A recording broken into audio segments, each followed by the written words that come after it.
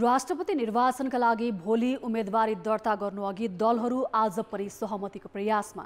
कान्तिपुर समाचारमा आज राष्ट्रपति उम्मेदवारबारे छलफल गर्न कांग्रेस, एमाले, माओवादी केन्द्रको आन्तरिक र बहुपक्षीय बैठक बस्दै पृथ्वी जयन्ती र जनयुद्ध दिवसलाई वैधानिकता दिँदै सरकारले गर्यो विदा सम्बन्धी वार्षिक क्यालेन्डर स्वीकृत। गण्डकी प्रदेशको पोखरा आसपासमा दशैंपछि परेको पानीले किसान खुसी।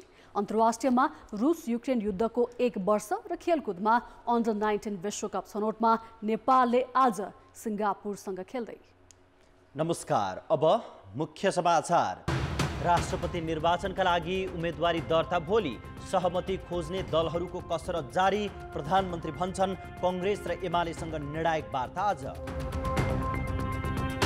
सार्वजनिक ओहदामा बसेकाले सम्पत्ति विवरण सार्वजनिक गर्नै छाडे। अकुत आर्जन गर्ने प्रवृत्ति बढ्दो, सुशासन नारामै सीमित।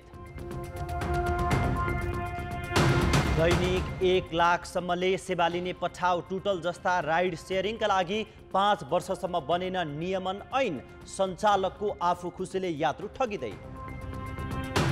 रुसले युक्रेनमाथि आक्रमण सुरु गरेको 1 वर्ष पुरा। राष्ट्रसङ्घीय महासभाद्वारा युक्रेनबाट सेना फिर्ता गर्न र युद्ध रोक्न रुसलाई आह्वान। र अस्ट्रेलिया 7औं पटक आइसिसी महिला T20 विश्वकपको फाइनलमा भारत 5 रनले पराजित।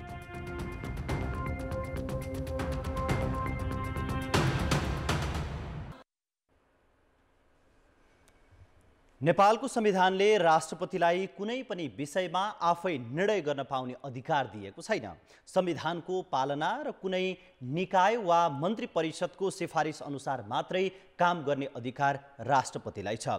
तर यो पदमा जान र आफ्नो मान्छेलाई पुर्याउन दल तथा नेताहरूबीच अस्वस्थ प्रतिस्पर्धा नै चलेको छ। राष्ट्रपति पदमा आसीन हुँदा शक्तिको दुरुपयोग भएको प्रत्यक्ष देखेका र कहिले पक्ष त कहिले विपक्षमा बोलेका दलहरू यो पदलाई आफ्नो पोल्टामा पार्न अन्तिम दौडधुपमा लागेका छन्। नेपालको संविधानको धारा 66मा राष्ट्रपतिको काम, कर्तव्य र अधिकारको व्यवस्था छ, जसमा राष्ट्रपतिले संविधान र संघीय कानुन बमोजिम प्राप्त अधिकारको प्रयोग र कर्तव्यको पालना गर्ने भनिएको छ। यसलाई थप प्रष्ट पार्दै भनिएको छ, अधिकारको प्रयोग वा कर्तव्यको पालना गर्दा यो संविधान वा संघीय कानुन बमोजिम कुनै निकाय वा पदाधिकारीको सिफारिसमा गरिने भनी किटानी साथ व्यवस्था भएको कार्य बाहेक राष्ट्रपतिबाट सम्पादन गरिने अन्य जुनसुकै कार्य मन्त्री परिषदको सिफारिस र सम्मतिबाट हुनेछ। त्यस्तो सिफारिस र सम्मति प्रधानमन्त्री मार्फत पेश हुनेछ। यसले राष्ट्रपतिलाई कुनै पनि विषयमा स्वविवेकीय अधिकार नदिएको प्रष्टै हुन्छ। संविधान लेखनका क्रममा पनि राष्ट्रपतिलाई कुनै पनि कार्यकारी अधिकार नदिने सहमति भएको त्यस बेलाको मस्यौदा समितिमा रहेकाहरूको भनाइ छ। यदि कसैको पनि सिफारिस चाहिन्छ भनेर नलेखेको काम राष्ट्रपतिबाट गर्नुपर्ने भयो भने चाहिँ त्यस्तो सिफारिस मन्त्री परिषदले गर्ने भनेर लेख्यौँ। भनेपछि विदाउट सिफारिस आफ्नै मनज्ञानले स्वविवेकले राष्ट्रपतिले कुनै काम गर्दैन भन्ने मान्यता अनुसार यो संविधानको मस्यौदा भएको हो। राष्ट्रपतिले कुनै पनि गल्ती गर्नु हुँदैन भन्ने मान्यताका साथ संविधानमा स्वविवेकीय अधिकार नराखिएको हो। तर राष्ट्रपतिहरू त्यो दायरामा बसेको देखिएन। पहिलो राष्ट्रपति रामवरण यादवले प्रधान सेनापति हटाउन सरकारले गरेको सिफारिस कार्यान्वयन गर्न मानेनन्। राष्ट्रपतिले सिफारिस कार्यान्वयन नगरेकै कारण त्यसबेला सरकार नै ढल्यो। त्यसबेला 2 कार्यकारीको अभ्यास भयो भन्दै विरोध पनि भएको थियो। अर्को विद्यादेवी भण्डारी 2 पटक राष्ट्रपति भइन्। उनी पनि धेरै पटक विवादमा तानिन्। सदनले 2 पटक प्रमाणित गरेर पठाएको विधेयक नै रोक्ने जस्ता काम भण्डारीबाट भए, जुन विषय कुनै अधिकार क्षेत्रभित्र पर्ने देखिँदैन। संविधानभन्दा बाहिर गएर केही स्वविवेकीय अधिकार प्रयोग चाहिँ पूर्व राष्ट्रपति रामवरण यादवले पनि गर्न खोज्नुभयो र पछिल्लो राष्ट्रपति, अहिलेका राष्ट्रपति जो विद्यादेवी भण्डारीले पनि, जहाँ चाहिँ सिफारिस र संविधान बमोजिम नचलेको कारणले शक्ति आर्जन गर्न खोजेको कारणले नै अहिले चाहिँ राष्ट्रपति चाहिँ पनि पावर सेन्टर हो भन्ने चाहिँ मनस्थिति र सबै समाज या अन्तर्राष्ट्रिय राष्ट्रिय रूपमा त्यो देखियो कारणले, त्यो परिदृश्य देखियो कारणले अहिले चाहिँ यो राष्ट्रपति निर्वाचन शक्तिशाली हो या चाहिँ धेरै चाहिँ महत्त्वपूर्ण छ भनेर सबै दलहरू लागेको अवस्था हो। राष्ट्रपतिलाई नभएको अधिकार प्रयोग गर्दै राजनीतिक गतिविधिमा संलग्न हुन लागेपछि दलहरूमा पनि यो पदमा आसक्ति देखिएको छ।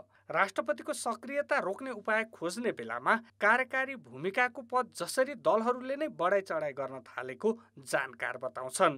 संवैधानिक दायराभन्दा बाहिर गएर कुनै काम कुराहरू गरेका रहेछ भने पद छाउन्जेल त अन्यथा गर्न सकिएन, तर पद सकिएपछि पनि मुद्दा चलाउन सकिने किसिमका कुराहरू चाहिँ अब राख्नुपर्छ कि कानुनहरू बनाउनु पर्छ कि ऐनहरू बनाउनु पर्छ कि भन्ने चाहिँ अब चाहिँ विचार गर्ने बेला भयो।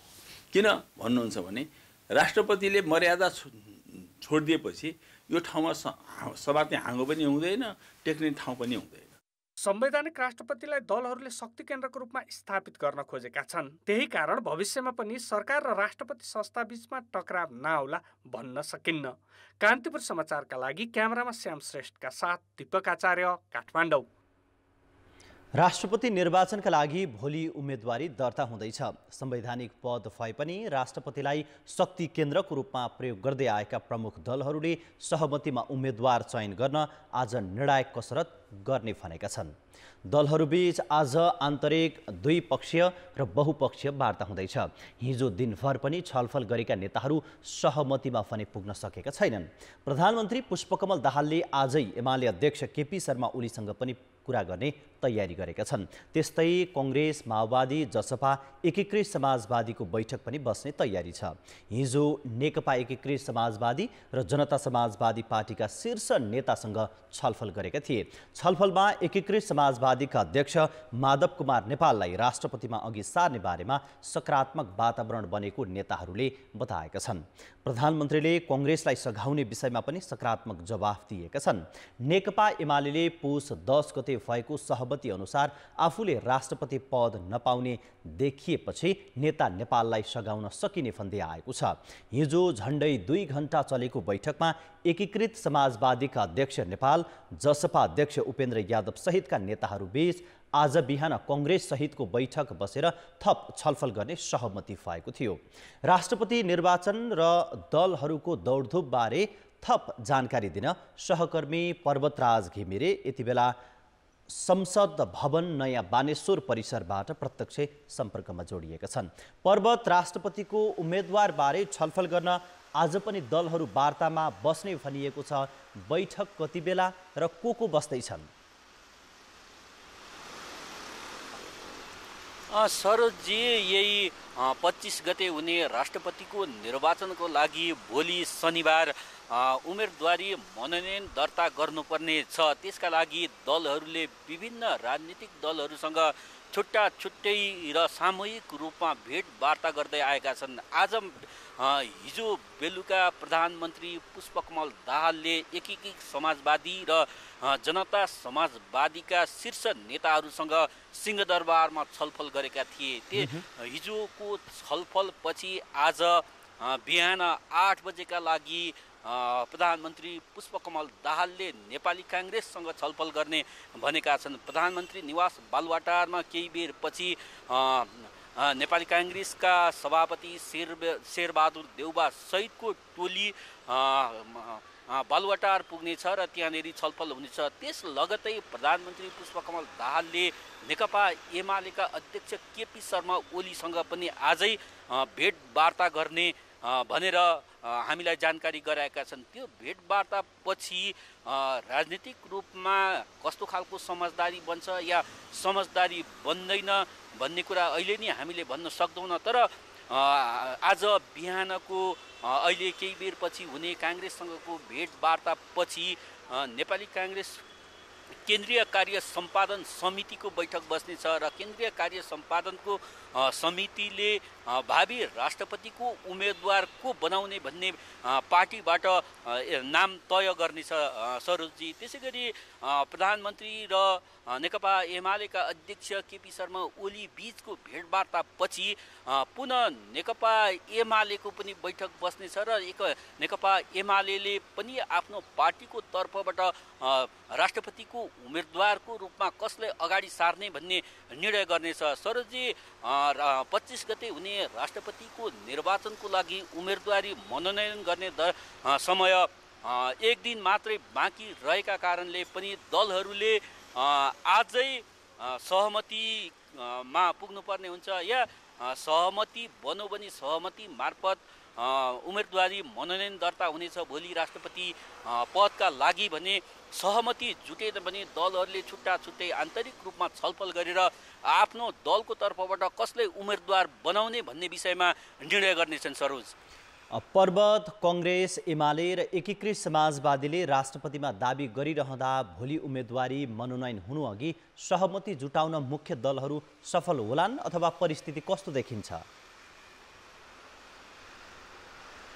सरोजी, जसरी पुस 10 गते पुरानो तत्कालीन गठबन्धन टुटेर छुट्टै गठबन्धन बनेर नेकपा एमालेसँगको सहकार्यमा एमालेसँगको समीकरणमा जसरी प्रधानमन्त्री पुष्पकमल दाहाल नियुक्त भए त्यस बेलाको सहमति अनुसार राष्ट्रपति र सभामुख चाहिँ नेकपा एमाले पाउने भनेर जुन मौखिक सहमति भएको भनेर बताइएको छ, सोही अनुसार दलहरू सोही अनुसार नेकपा एमाले सभामुख पद पाइसकेको छ भने राष्ट्रपति पद पनि दाबी गर्दै आएको छ। तर त्यसपछिको समीकरण हेर्दाखेरि राजनीति रूपमा चाहिँ शङ्का उपशङ्काहरू देखिन थालेका छन्। जसरी पुस 26 गते संसदमा प्रधानमन्त्रीले विश्वासको मत लिँदाखेरि नेपाली काङ्ग्रेसले सरकारलाई समर्थन गर्यो, त्यस यता सत्ताको सबैभन्दा ठुलो दल नेकपा एमाले काङ्ग्रेससँग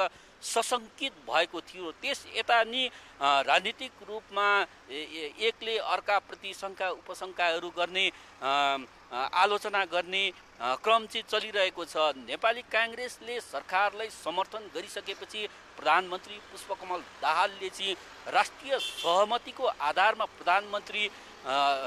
प्रधानमन्त्रीले राष्ट्रिय सहमतिको आधारमा राष्ट्रपति चुन्नुपर्छ भनेर जुन बोल्दै आएका छन् र त्यही किसिमले उनले विभिन्न राजनीतिक दलहरूसँग छलफल र वार्ताहरू पनि गर्दै आएका छन्। पछिल्लो समय पुरानो गठबन्धनलाई कायम गर्ने कसरतहरू पनि भइरहेको छ। पटक पटक प्रधानमन्त्री निवास बालुवाटारमा नेपाली काङ्ग्रेससँग पनि छलफल गरेका छन् प्रधानमन्त्रीले। त्यसै गरी एकीकृत समाजवादी, त्यसै गरी जसपा लगायतका दलहरूसँग अबको राष्ट्रपति कसरी अगाडि बढ्ने भन्ने विषयमा प्रधानमन्त्रीले छलफल गरेका छन्। हिजो मात्रै पनि एकीकृत समाजवादी जसपाका शीर्ष नेताहरूलाई छुट्टा छुट्टै र सामूहिक रूपमा पनि प्रधानमन्त्रीले भेट गरेका थिए। त्यसकारण राजनीतिक रूपमा अबको यो राष्ट्रपतिको निर्वाचनले सत्ताको समीकरण कतातिर लान्छ भनेर अहिले नै हामीले ठ्याक्कै भन्न सक्ने अवस्था छैन। तर सत्तारूढ दलहरूमाथि नै सत्तारूढ दलभित्र नै एउटा दलले अर्को दललाई शङ्का उपशङ्काहरू भने पक्कै पनि भएका छन् सरोजजी। तर अबको केही समयभित्रै आजै अथवा भोलि बिहानसम्ममा दलहरूले यो राष्ट्रपतिको निर्वाचनको विषयमा कसरी जाने भन्ने विषयमा एउटा निष्कर्षमा पुग्नुपर्ने छ। सरोज, हस् पर्वत, जानकारीका लागि धन्यवाद। राष्ट्रपतिको निर्वाचनका लागि कसलाई उम्मेदवार बनाउने भन्ने विषयमा राजनीतिक दलहरूभित्र आन्तरिक छलफल चलिरहेको छ र आज दलगत र एक्लै छलफल पनि हुँदैछन्। यस विषयमा जानकारी गराउँदै थिए सहकर्मी पर्वतराज घिमिरेले।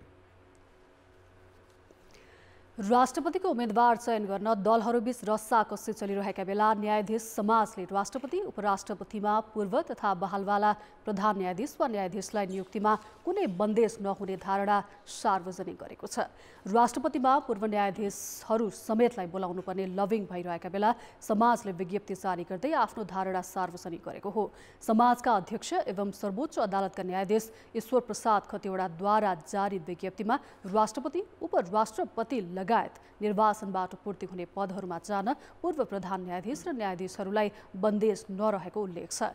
नेपालको संविधानको धारा 64ले आफूहरूलाई उम्मेदवार बन्न नसकेको न्यायाधीश समाजको भनाइ छ। धारा 64 मा संघीय संसदको सदस्य हुन योग्य भएको, 45 वर्षको उमेर पूरा भएको र कुनै कानुनले अयोग्य नठहरिएको कुनै पनि व्यक्ति नेपालको राष्ट्रपति तथा उपराष्ट्रपति पदमा निर्वाचनका लागि योग्य हुने व्यवस्था छ। समाजले सेवानिवृत्त न्यायाधीशलाई संविधानको कुनै पनि धाराले राष्ट्रपति वा उपराष्ट्रपति पदमा निर्वाचित हुने लोकतान्त्रिक प्रक्रियामा सहभागी हुन बन्देज नलगाएको समेत जनाएको छ। समाज बहालवाला न्यायाधीशहरूको सङ्गठित संस्था हो। राष्ट्रपति चयन गर्न फागुन 25 गते हुने चुनावका लागि शनिबार मनोनयन दर्ता गरिँदैछ। त्यसैगरी चैत 3 गते उपराष्ट्रपतिको निर्वाचन हुनेछ। राष्ट्रपति र उपराष्ट्रपति चयनका लागि हुने चुनावमा प्रतिनिधि सभा, राष्ट्रिय सभा र प्रदेश सभाका सदस्य गरी 882 जनाले मतदान गर्नेछन्। निर्वाचन आयोगले संघीय सांसद र प्रदेश सभा सदस्यको मतभार भने फरक कायम गरेको छ। चुनावका लागि राजनैतिक दलका मतदाता र मतभारको अवस्था के छ त? राष्ट्रपति र उपराष्ट्रपति चयनका लागि हुने निर्वाचनमा प्रतिनिधि सभा तथा राष्ट्रिय सभा अर्थात् संघीय संसदका 332 र प्रदेश सभाका 550 जनाले मतदान गर्नेछन्। तर संघीय सांसद र प्रदेश सभा सदस्यको मत भने बराबरी हुने छैन। निर्वाचन आयोगले संघीय सांसदको मतभार 79 र प्रदेश सभा सदस्यको 48 कायम गरेको हो। 332 संघीय सांसदको जम्मा मतभार 26,228 छ भने 550 प्रदेश सभा सदस्यको 26,400 हुन्छ। सबै मतदाताको कुल मतभार 52,628 हुन्छ। सबैभन्दा ठूलो दल नेपाली कांग्रेसको संघीय सांसद र प्रदेश सभा सदस्य गरी 273 मतदाता छन्। उनीहरूको मतभार 16,142 छ। त्यस्तै दोस्रो पार्टी नेकपा एमालेको संघ र प्रदेशमा गरी 256 जना मतदाता छन्। उनीहरूको मतभार 15,233 छ। संघीय सरकारको नेतृत्व गरिरहेको माओवादी केन्द्रको 129 मतदाता छन्। उनीहरूको मतभार 7,649 हुन्छ। त्यसैगरी नेकपा एकीकृत समाजवादीका 42 जना मतदाताको मतभार 2,574 छ। 35 जना मतदाता रहेको जसपाको मतभार 2,145 हुन्छ। राप्रपाका 42 जना मतदाताको मतभार 2,450 छ। त्यस्तै राष्ट्रिय स्वतन्त्र पार्टीका 19 जना मतदाताको मतभार 1,501 मात्रै छ। 22 मतदाता रहेको जनमत पार्टीको मतभार 1,242 छ भने 17 मतदाता रहेको लोसपाको 971 मतभार छ। त्यसैगरी 15 मतदाता रहेको नागरिक उन्मुक्तिको 813 मतभार हुँदा 3 जना सांसद भएको जनमोर्चाको मतभार 206 छ। 4 सांसद भएको नेमकिपाको 223 मतभार छ। प्रदेशमा मात्रै 2 जना सदस्य रहेको हाम्रो नेपाली पार्टीको 96, एक सदस्य भएका नेपाल संघीय समाजवादी पार्टी र नेपाल समाजवादी पार्टीको 48 मतभार छ। संघ र प्रदेशमा गरी 18 जना स्वतन्त्र मतदाता छन्। उनीहरूको मतभार 1050 छ। त्यसैगरी राष्ट्रपतिबाट मनोनित 3 जना सांसदको मतभार 237 छ। कान्तिपुर समाचारका लागि अञ्जना लामिछाने, काठमाडौँ। समाचारमा पुनः स्वागत छ। पुष्पकमल दाहालको नेतृत्वमा सरकार बनेको आज 61 दिन पुग्यो। विगतमा पद बहाली हुनसाथ प्रधानमन्त्री र मन्त्रीहरूले आफ्नो सम्पत्ति विवरण सार्वजनिक गर्थे। तर सुशासनको चर्को भाषण गर्ने वर्तमान सरकारका प्रधानमन्त्री र मन्त्रीहरूले अहिलेसम्म जनता सामु आफ्नो सम्पत्ति सार्वजनिक गरेका छैनन्। 2048 सालमा मन्त्री परिषदका सदस्यहरूको सम्पत्ति विवरण सार्वजनिक गर्ने मन्त्री परिषदले निर्णय गरेको थियो। त्यसपछि हरेक सरकारले सम्पत्ति विवरण सार्वजनिक गर्ने प्रचलन सुरु भयो। अहिलेका प्रधानमन्त्री पुष्पकमल दाहालले पनि अघिल्लो पटक प्रधानमन्त्री हुँदा सम्पत्ति सार्वजनिक गरेका थिए। त्यसबेला दाहालको सम्पत्ति चितवनमा 1 कट्टा जमिन र 3 तोला सुन देखिएको थियो। पछि मन्त्री बनेकी दाहालकी बुहारी बिना मगरले बुझाएको सम्पत्ति विवरणमा चितवनमा प्रकाश दाहाल र सासू सीता दाहालका नाममा 3 कट्टा जग्गा देखाइएको थियो। दाहाल र उनीसँगै मन्त्री भएकाहरूको सम्पत्ति विवरण प्रधानमन्त्री कार्यालयमा बुझाए पनि सार्वजनिक भने गरिएको छैन। अब यो अनुसन्धान अधिकारीहरूले अनुसन्धानको सिलसिलामा खोल्न सक्ने भएको हुनाले त्यसलाई हामीले त्यसरी सुरक्षित राखिदिएको हो। सार्वजनिक गर्ने निर्णय मन्त्री परिषदबाट भयो भने त्यो सार्वजनिक अब उहाँहरूको आफ्नो विवरण सार्वजनिक पनि हुन्छ। अख्तियार दुरुपयोग अनुसन्धान आयोग ऐन 2048 को दफा 31 क र भ्रष्टाचार निवारण ऐनको दफा 50 अनुसार सार्वजनिक पद धारण गरेको व्यक्तिले पदमा बहाल भएको 60 दिनभित्र सम्पत्ति विवरण बुझाउनु पर्छ। विवरण नबुझाउनेलाई 5,000 रुपैयाँसम्म जरिवाना गरेर अर्को 30 दिनभित्र विवरण बुझाउन लगाइन्छ। 30 दिनमा पनि सम्पत्ति विवरण नबुझाए अवैध सम्पत्ति राखेको अनुमान गरी उसमाथि छानबिन हुन सक्ने कानुनी प्रावधान छ। दफा 31 को उपदफा 3 अनुसार यस्तो सम्पत्ति विवरण सार्वजनिक गर्नुपर्ने बाध्यता भने छैन। तर मन्त्री परिषदले आफ्नो नियमावलीमा व्यवस्था गरेर सङ्घीय सरकारका प्रधानमन्त्री र मन्त्रीको सम्पत्ति विवरण सार्वजनिक गर्ने व्यवस्था सुरु गरिएको थियो। सङ्घीय सरकारकै प्रधानमन्त्री र मन्त्रीहरूले यो नियमावली उल्लङ्घन गरिरहेका छन्। मन्त्री पदमा बसिसकेपछि मन्त्री भनेको त देशको न सम्पत्ति हो, अनि उसँग भएको जति सरसम्पत्ति या के छ भने त्यो एकदम सार्वजनिक हुनुपर्छ मेरो मान्यताको हिसाबले। हेर्नुहोस् हैन, त्यसमा लुकाउनु पर्ने छिपाउनु पर्ने त्यस्तो केही छँदै छैन हैन। जे जति छ, अब कसैसँग धेरै होला, कसैसँग थोरै होला, कसैसँग देशमा होला, कसैसँग विदेशमा पनि होला हैन। त्यो सम्पत्ति भन्ने कुरा जहिले पनि थपघट हुने कुरा हो। त्यसकारण त्यो सार्वजनिक गर्दा राम्रो हुन्छ, पारदर्शी हुन्छ, हाम्रो देशकै लागि ठिक हुन्छ। सार्वजनिक निकायका पदाधिकारीले नैतिकता र पारदर्शिताका लागि सम्पत्ति विवरण सार्वजनिक गर्नुपर्छ। यो कानुनभन्दा पनि नैतिक विषय हो। लोकतन्त्रमा खुला सरकार, पारदर्शी शासन प्रणाली तथा जवाबदेहीका हिसाबले सार्वजनिक निकायका पदाधिकारीको सम्पत्ति विवरण सार्वजनिक गरिनु आधारभूत लोकतान्त्रिक चरित्र मानिन्छ। सम्पत्ति विवरण सार्वजनिक नगर्दा उनीहरूको मनसायमा प्रश्न गर्ने ठाउँ त रहन्छ नै, सुशासनमा पनि यसले असर पार्ने जानकारहरूको बुझाइ छ। क्याबिनेटले एउटा निर्णय गरेर सार्वजनिक गरेको साह्रै बेस्ट हुन्छ कि कति पारदर्शी छ सरकार भनेर देखाउनलाई। खुला सरकारको अवधारणा भन्छौँ हामी, खुला सरकार, ओपन गभर्मेन्ट। त्यसकारण गरेर आफ्नो कुनै पनि कुरा लुकाउनु हुँदैन। ओली सरकारमा मन्त्री बनेका प्रदीप ग्यावाली र शेरबहादुर तामाङले सरकारमा जाँदा र बाहिरिँदा दुईचोटि सम्पत्ति विवरण सार्वजनिक गरेका थिए। ओली सरकारकै धेरै मन्त्रीले सम्पत्ति विवरण सार्वजनिक गरेनन्। पछि ओली नेतृत्वको सरकार ढालेर प्रधानमन्त्री बनेका शेरबहादुर देउवाले न आफ्नो सम्पत्ति विवरण सार्वजनिक गरे, न त कुनै मन्त्रीले नैतिकता देखाए। अहिले पनि त्यसलाई निरन्तरता दिँदै दाहाल सरकारका मन्त्रीहरूले आफ्नो सम्पत्ति गुपचुप राखिरहेका छन्। जसरी पनि पदमा पुग्ने र मनज्ञ आर्जन गर्ने प्रवृत्ति बढ्दै जाँदा मुलुकमा भ्रष्टाचार मौलाएको छ। राजनीतिक नेतृत्वमा लोकतान्त्रिक आचरणसँगै नैतिकताको महसुस नभएसम्म भ्रष्टाचारले मुलुकलाई ठिलो पार्ने निश्चित छ। कान्तिपुर समाचारका लागि क्यामेरामा विकास जोशी र मुरारी घिमिरेका साथ प्रकाश बम, सिंहदरबार, काठमाडौँ। अब जनताको आवाज। हामीले 7 प्रदेशमा सोधेका छौँ, मन्त्रीहरूले सम्पत्ति विवरण किन सार्वजनिक नगरेका होलान्?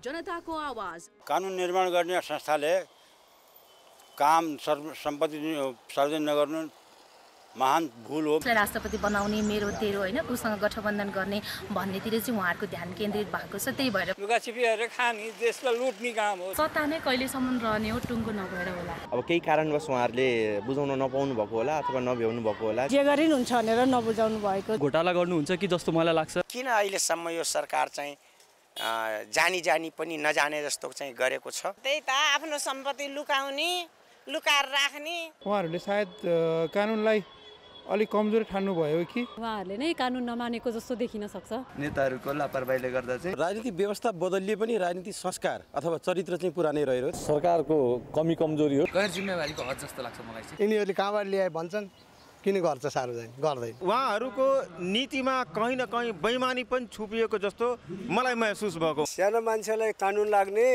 अरू कुर्सीमा बस्ने ठुलो मान्छेलाई कानुन नलाग्ने।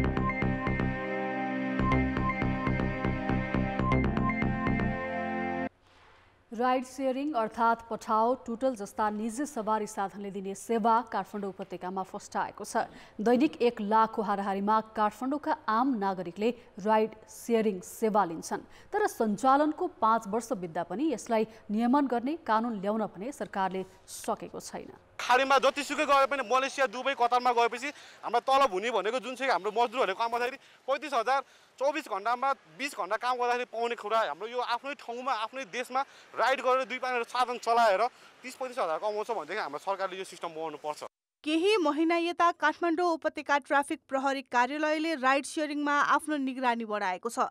गत मङ्सिर 27 यता प्रहरी कार्यालयले 6003 राइड सेयरिङका सवारी साधनलाई कारबाही गरेको छ, जसमध्ये धेरैजसो मोटरसाइकल छन्। महँगो भाडा लिएर यात्रु ठगेको, सडकमा जथाभावी सवारी साधन राखेको, अफलाइन गुडेको लगायतका कसुरमा ती कारबाहीमा परेका हुन्। सरकारले राइड सेयरिङलाई नियमन गर्न न कानुन ल्याएको छ न त रोक्ने आदेश नै दिएको छ, जसका कारण नियमनकारी निकायलाई यसबारे गुनासो आए पनि के कारबाही गर्ने भन्ने नै स्पष्ट छैन। रातो नम्बर प्लेटको निजी प्रयोजनको लागि दर्ता भएको सवारी साधनले यात्रु बोक्दाखेरि कारबाही हुनु पर्यो भन्ने खालको गुनासो आउँछ। कुनै निश्चित कानुन अथवा यो राइड सेयर चलाउने सञ्चालन गर्ने सम्बन्धमा कुनै कार्यविधि कानुन नभएकोले गर्दाखेरि यी गुनासोहरू सम्बोधन गर्न हामीलाई अलि असहजता भएको छ। एकातिर सुस्थ र अव्यवस्थित सार्वजनिक यातायातको विकल्प बनेको राइड सेयरिङ दिनहुँ लोकप्रिय भइरहेको छ। आवागमनका लागि मात्र नभएर व्यवसायका लागि सामान ओसार पसारमा समेत यसको माग बढ्दो छ।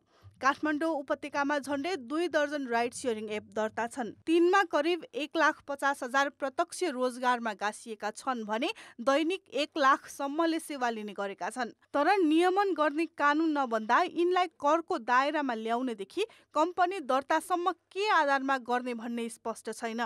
झन कम्पनीलाई बुझाउनु पर्ने कमिसनले राइडर्स सधैँ असन्तुष्ट रहँदा अफलाइन राइड विकृतिका रूपमा फैलिएको छ। कस्टमरलाई पनि जो प्यासेन्जरहरू छ त्यसलाई पनि सहुलियत होस् के 10%मा झार्दिनुहोस्, किन 23% भन्न 20% भन्छ 23% खाइरहन्छ। यसको व्यवस्था अलि यो इलाकामा चाहिँ बस्न पाउने भनेर सुविधा गर्दै भए चाहिँ हुन्थ्यो भनेर चाहिँ हाम्रो हो। निजी प्रयोजनका लागि दर्ता भएका सवारी साधनले आफू खुसी भाडा तोकेर सार्वजनिक सवारीको रूपमा सञ्चालन गर्न पाइँदैन। सोही कारण विभिन्न समयमा यातायात व्यवस्था विभागले राइड सेयरिङ सेवा रोक्न निर्देशन नै दिएको थियो। तर 4 वर्ष अघि तत्कालीन प्रधानमन्त्री केपी शर्मा ओलीको ठाडो निर्देशनमा कार्यान्वयन भएन। ट्याक्सी व्यवसायीले राइड सेयरिङ बन्दको माग सहित दायर गरेको रिटमा पनि पाटन उच्च अदालतले कानुन बनाएर सञ्चालन गर्न निर्देशन दिएको थियो। प्रारम्भिक स्टेजमै त्यसको छलफलको क्रममा छौँ। त्यसको टुङ्गो लागिसकेको छैन, तर अब विभिन्न कोणबाट चाहिँ छलफल चाहिँ भएको छ र यसलाई थोरै व्यवस्थित गरेर जानुपर्छ भन्ने सन्दर्भमा चाहिँ यो कार्यविधिहरू अगाडि बढ्छ। राइड सेयरिङले यात्रुलाई सुविधा त दिइरहेका छन्, तर यसको सञ्चालनको कार्यविधि नहुँदा दुर्घटना भइहाले क्षतिपूर्ति बिमा लगायतका विषय के हुने हुन् भन्ने जटिलता पनि त्यत्तिकै छ। कान्तिपुर समाचारका लागि जिल्ला सहकर्मी सुजन पुडासैनीको सहयोग र क्यामेरामा विकास जोशीका साथ सृजना बास्तोला, काठमाडौँ। पछिल्लो समय ब्याङ्कबाट रकम हराउनेदेखि सरकारी डेटा गायब हुनेसम्मका साइबर सुरक्षा सम्बन्धी चुनौती बढेका छन्। सामाजिक सञ्जालको दुरुपयोग गरेर हुने घृणात्मक अपराधको त हिसाब गरी साध्य छैन। नेपालको साइबर सुरक्षा दक्षिण एसियामै सबैभन्दा कमजोर रहेको विज्ञहरूले औल्याएका छन्। डिजिटल साक्षरता, सार्वजनिक बहसको कमी एवं प्राविधिक सुरक्षाका उपायहरू अवलम्बन गर्न नसकिएकाले नेपालमा साइबर सुरक्षा चुनौतीपूर्ण बनेको छ। कान्तिपुर मिडिया ग्रुपले आयोजना गरेको साइबर सुरक्षा विषयक बहस कार्यक्रममा सूचना प्रविधिको विकाससँगै त्यसको नियमन र नियन्त्रण बढाउन नसकेको विज्ञले औल्याएका हुन्। प्रयोगकर्तामा पर्याप्त ज्ञानको अभावले साइबर सुरक्षा चुनौतीपूर्ण बनेको छ। जिम्मेवार संस्थाको लापरवाहीले हुने घटनामा सूचना लुकाउने प्रवृत्तिका कारण समस्या समाधान गर्न नसकिएको भन्दै सरकारवालाले चिन्ता व्यक्त गरेका छन्। मेरो इन्स्टिट्युसनलाई पर्यो, त्यो मेरो इन्स्टिट्युसनको बेइज्जत हुन्छ भनेर इन्फर्मेसन हाइड गर्ने अथवा त्यसलाई के मेजर लिएर उसले ट्याकल गर्यो अरूलाई थाहा नदिने, किन इन्फर्मेसनको सेक्रेसी त्यसलाई चाहिँ पनिसमेन्टको दायरामा नल्याउने प्रवृत्ति जुन, किनभने हाइड गर्नु त ठुलो क्राइम हो नि त। दुःखको कुरा दूरसञ्चार ऐनले जतिसुकै अपराध गरे पनि 5 लाख रुपियाँभन्दा बढी जरिवाना गर्न सक्ने अधिकार दिएको छैन। यो चाहिँ लो पेनाल्टी चाहिँ इन्सेन्टिभ भइरहेछ। मोबाइल फोनको प्रयोग बढेसँगै पछिल्लो समय साइबर सुरक्षाका घटना बढ्दै गएका छन्। अहिले प्रहरीको साइबर ब्युरोमा दैनिक 5 दर्जन उजुरी पर्ने गरेका छन्। 3 वर्ष अगाडिको तथ्याङ्क हेर्ने हो भने 76 वटा मुद्दा दर्ता भएका थिए। त्यसपछिको आर्थिक वर्ष हेर्ने हो भने 132 वटा र आजको मिति हेर्ने हो भने 65 वटा। निवेदन 22 वटादेखि 60 वटा पर्छ। नयाँ ट्रेन्ड भनेको digital violence against women and children, social media एपका मिसयुजहरू र साइबर भन्ने शब्द जोडेपछि साइबर सुरक्षा, साइबर क्राइम। साइबर भनेपछि it's a transnational crime, trans border crime or cross border crime. सबै सञ्जाल बाहिर छन्। यो ठुलो चुनौती हो। साइबर सुरक्षामा बजेट पर्याप्त हुने भए पनि राम्रो प्रविधि भित्रनुभन्दा पनि टालटुले जुगाड गरेर पैसा आउने रिपोर्ट मात्रै तयार गर्ने प्रवृत्ति देखिएको छ। साइबर सुरक्षाका विषयमा पर्याप्त बहसको अभाव रहेको साइबर सुरक्षाविदको निष्कर्ष छ। साइबर सिक्युरिटीको विषयमा ब्याङ्कको बोर्डमा कतिचोटि बहस भएको छ। त्यसले त्यो ब्याङ्कको साइबर लिटरेसी जनाउँछ। नेपालको कानुनी अन्तर्गत साइबर सिक्युरिटीको विषयमा हाम्रो संसदमा कतिपटक कुराहरू भएको छ हैन। त्यसले हामीहरूको देशको साइबर लिटरेसी जनाउँछ हैन। यहाँ बस्दाखेरि साइबरका कुराहरू गर्दाखेरि धेरै कुराहरू छन्। सूचना प्रविधिको क्षेत्रमा कानुन र पूर्वाधारको अभाव रहेको सूचना तथा सञ्चार प्रविधि मन्त्रालयका अधिकारीको तर्क छ। हामी जुन दूरसञ्चार ऐन कार्यान्वयनमा छौँ नि अहिले 2053 सालको हो। 2053 सालमा के थियो त हामीसँग भन्दाखेरि एउटा ल्यान्डलाइन टेलिफोन मात्रै थियो, जुन चाहिँ नेपाल दूरसञ्चार संस्थान, तत्कालीन नेपाल दूरसञ्चार संस्थान त्यतिखेर बनेको कानुनबाट हामी अहिले सबै यो आइटीको ओभरअल कामहरू चाहिँ गरिरहेछौँ। त्यसैले हामीले त्योलाई ओभरअलिङ मात्रै होइन, राम्रैसँग ओभरअलिङ गरेर अहिले त्यसको ड्राफ्ट पनि तयार पारेछौँ। सूचना प्रविधिको क्षेत्रमा पर्याप्त कानुनको अभाव देखिन्छ। नेपाल दूरसञ्चार प्राधिकरणले 3 वर्ष अघि ल्याएको आइटी एक्टको ड्राफ्ट अझै संसदमा पुगेको छैन। आइटी, आइसिटी र साइबर सुरक्षा जस्ता विषय कहिले पनि संसदको एजेन्डा बन्ने गरेका छैनन्। इलामका प्रेम प्रसाद आचार्यको आत्मदाह घटनाको छानबिन गर्न सरकारले गठन गरेको समितिले नीतिगत र संरचनागत सुधारका लागि सुझावसहितको प्रतिवेदनको खाका तयार पारेको छ। समितिले आचार्य व्यवसायमा बेहोरेको घटनाले तनावको शिकार भएको र त्यसले मानसिक स्वास्थ्यमा समेत असर गरेको औल्याएको छ। तनावको उत्कर्षमा पुग्दा आचार्यले आत्मदाह गरेको छानबिनमा देखाइएको छ। आचार्यले आफ्नो पुँजी क्षमताको बेहोर्न सक्ने भन्दा बढी क्षेत्रमा लगानी गरेका कारण समस्यामा परेको छानबिनले देखाएको छ। त्यसैगरी व्यवसाय परिवर्तन गरिरहँदा लगानी फसेको समितिको निर्केल रहेको छ। छानबिनमा आचार्यले व्यापारका क्रममा कुनै व्यक्ति वा संस्थाबाट ठूलो रकम भुक्तानी लिनुपर्ने भने देखिएको छैन। त्यसमा पुगेको जस्तो देखिन्छ, तर अब त्यसमा के कारणहरू जिम्मेवार छन् भन्ने विषयको सन्दर्भमा अथवा जुन आत्महत्या दुर्चानको विषयमा चाहिँ नेपाल प्रहरीबाट छुट्टै अनुसन्धान पनि भइरहेको अवस्था छ। त्यसबाट पनि केही निष्कर्षहरू निस्किएला। तर उहाँमा चाहिँ अब आत्महत्या पुग्नुको कारणमा चाहिँ अब जुन खालको नैराश्यताको विषयहरू देखिएको छ तिनै नै मुख्य रूपमा रहेको पाइन्छ। समितिले घटनाबारे 40 भन्दा बढी व्यक्तिसँग लिखित र मौखिक बयान लिएको छ। उनले उठाएका 25 वटा प्रश्नलाई बुदागत रूपमा प्रतिवेदनमा केलाइएको छ। हरेक प्रश्न पिच्छे समस्याका कारण र सुधारका उपायहरू सुझाइएको छ। समितिले इलाम, झापा, मोरङ लगायतका जिल्ला पुगेर आचार्यले आरोप लगाएका व्यक्तिहरूसँग सोधपुछ गरेको थियो। आचार्यले सुसाइड नोटमा उल्लेख गरेका कतिपय कुरा वास्तविक नभएको छानबिनमा देखिएको छ। समितिले उधारो कारोबार व्यवस्थित गर्नुपर्ने, करदाता शिक्षामा जोड दिन, करदाता मैत्री सूचना प्रणालीको विकास गर्न लगायतका सुझाव प्रतिवेदनमा समेटेको छ। तर आत्मदाहलाई भने सही मान्न नसकिने समितिको भनाइ छ। मान्छेका चाहिँ समस्याहरू हुन्छन्। अब समस्याहरू प्रत्येक दिन जुझ्नै पर्छ। अब त्यो समस्या एउटासँग जुझ्न नसकेर अब हिँड्ने हो भनेदेखि त प्रत्येक दिन प्रत्येक मान्छेले आत्महत्या गरे पनि भयो। त आत्महत्याको समस्याको समाधान होइन। उहाँले जुझ्न सक्ने ठाउँहरू थिए, तर चाहिँ अब उहाँले आत्महत्या गर्नुभयो, त्यो दुःखद कुरा हो। समितिले 1 महिना छानबिन गरी तयार पारेको प्रतिवेदन गृहमन्त्री समेत रहेका प्रधानमन्त्री पुष्पकमल दाहाललाई बुझाइनेछ। आचार्यले फेसबुकमा नाम उल्लेख गरेका व्यक्ति र संस्थाहरू विरुद्ध परेको आत्महत्या दुरुत्साहनको उजुरीमा नेपाल प्रहरीले समेत अनुसन्धान गरिरहेको जनाइएको छ। माघ 10 गते संसद भवन अगाडि आफैलाई आगो लगाएका आचार्यको उपचारका क्रममा मृत्यु भएको थियो। गणतन्त्र स्थापनासँगै नारायणहिटी राजदरबार सङ्ग्रहालयमा परिणत भएर सर्वसाधारणको पहुँचमा पुगेको छ। तर सरकार मातहत आएको 1.5 दशक भइसक्दा पनि पोखरा स्थित रत्न मन्दिर दरबार भने सर्वसाधारणको पहुँच बाहिरै छ। फेबाताल किनारमा रहेको यो दरबारको उपयोगिताबारे निर्णय गर्न विलम्ब हुँदै आएको छ। पोखरा स्थित रत्न मन्दिर दरबार राजा महेन्द्रले आफ्नी रानी रत्नलाई दिएको प्रेमको उपहार पनि भनिन्छ। राजा महेन्द्रले 2013 सालमा 176 रोपनी जग्गा किनेर रानी रत्नको नाममा यो दरबार बनाउन लगाएका थिए। यो दरबारलाई राजा महेन्द्रदेखि वीरेन्द्र हुँदै ज्ञानेन्द्रसम्म आइपुग्दा राजपरिवारले काठमाडौँको व्यस्तता र तनावबाट मुक्त हुने गन्तव्य बनायो। राजतन्त्रको अन्त्यसँगै यसलाई नेपाली सेनाको पृतना बनाउने योजनासहित सैनिक ब्यारेक राखियो। पछि अतिथि गृह, जैविक विविधता पार्क, ताल सङ्ग्रहालय, पर्यटकीय सूचना केन्द्र, अन्तर्राष्ट्रिय अध्ययन केन्द्र, 5 तारे होटल लगायत विकल्प पनि अघि सारियो। सबै प्रस्ताव थाँती राखेर दरबार निजी क्षेत्रलाई दिने प्रयास पनि नभएको होइन। तर पोखराको पर्यटन व्यवसायले तीव्र विरोध गरेपछि रोकियो। रत्न मन्दिरलाई सम्पदा क्षेत्र घोषणा गरी पर्यटकीय आकर्षणको केन्द्र बनाउनु पर्ने यहाँका पर्यटन व्यवसायीको सुझाव छ। त्यहाँ कुनै पनि नयाँ संरचना नबनाइकन यो जे जस्तो अवस्थामा छ त्यही अवस्थामा चाहिँ यो रत्न मन्दिर र हिमागृह चाहिँ खुल्न पर्छ। त्यो ठाउँमा राजपरिवारले जुन आनन्द लिनुभएको थियो, आज पर्यटकहरू त्यो ठाउँबाट हेर्न नपाइरहेको, पुरै लेक साइड चाहिँ अथवा पुरै फेवाताल चाहिँ त्यो ठाउँबाट हेर्न नपाइरहेको अवस्थाले गर्दा पनि यो रत्न मन्दिर खोलिनुपर्छ जस्तो लाग्छ। दरबार 2064 सालमा सरकारको स्वामित्वमा आएको हो। गण्डकी प्रदेश सरकारले गुरु योजना अघि सार्दै रत्न मन्दिरसँगै 10 रोपनी क्षेत्रफलमा फैलिएको हिमागृह आफ्नो माताहात ल्याउने प्रयास गरे पनि सफल हुन सकेको छैन। कुन प्रायोजनका लागि उपयोग गर्ने भन्ने निर्णय हुन नसक्दा रत्न मन्दिर बेभरिसे बन्न पुगेको छ। सबैजसो पर्यटन मन्त्रीले रत्न मन्दिर खोल्ने आश्वासन दिए पनि पुरा भएको छैन।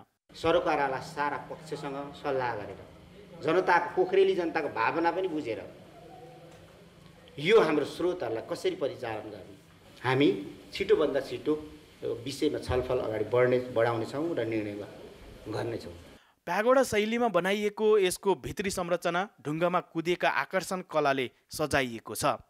नेपाली कलाकृति झल्काउने संरचनाले युक्त रहेका कारण प्राचीन कलाकृतिको अवलोकनका लागि समेत बहुउपयोगी हुने विश्वास गरिएको छ। कान्तिपुर समाचारका लागि भूपाल गुरुङ, पोखरा। अब जनमतमा आजको प्रश्न। जनमत प्रायोजक प्रभु bank, reason for your success. Uniglobe School, Kamladi, Kathmandu. Asian Life Insurance, सबैका लागि सधैँका लागि सुरक्षा. Valley Public High School, Sundarbasti, Buढा Neelkanth.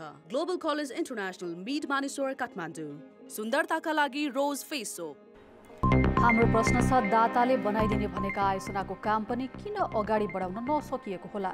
ए सरकारको बेवास्ता, बी कानुनी झमेला र सी दाताका कडा शर्त। जनमतको अन्तिम परिणाम आज साँझ 8 बजेको कान्तिपुर समाचारमा प्रसारण गर्नेछौँ। कृपया NEWS news space A, B वा C टाइप गरी 34001मा SMS गरी आफ्नो मत व्यक्त गर्नुहोला। अर्थ र विकास। आर्थिक गतिविधिलाई नयाँ ढङ्गले चलायमान बनाउने उद्देश्यले सुनसरीको धरानमा 10 दिने धरान एक्सपो सुरु भएको छ। सुनसरी उद्योग वाणिज्य सङ्घको आयोजनामा सुरु भएको धरान एक्सपोमा स्वदेशी रैथाने उत्पादनदेखि विदेशी सामग्रीहरू बिक्री तथा प्रदर्शनीका लागि राखिएको छ। धरानको पुरानो व्यापारिक साख फर्काउन एक्सपो आयोजना गर्न लागिएको आयोजकले जनाएको छ। पूर्वको व्यापारिक केन्द्रको रूपमा परिचित धरानको आर्थिक गतिविधि पछिल्लो समयमा निराशाजनक रहेकाले यसलाई पुनर्जीवित गर्न फरक शैलीको एक्सपो आयोजना गरिएको बताइएको छ। खेलकुद समाचार। नमस्कार, कान्तिपुर खेलकुद समाचारमा स्वागत छ। अस्ट्रेलिया भारतलाई 5 रनले पराजित गर्दै आइसिसी महिला T20 विश्वकपको फाइनलमा प्रवेश गरेको छ। दक्षिण अफ्रिकाको केप टाउनमा टस जितेर ब्याटिङ गरेको साबिक विजेता अस्ट्रेलियाले 20 ओभरमा 4 विकेटको नोक्सानीमा 172 रन बनाएको थियो। माथिल्लो क्रमका 4 ब्याटरले उत्कृष्ट ब्याटिङ गरेपछि अस्ट्रेलियाले ठूलो लक्ष्य प्रस्तुत गरेको हो।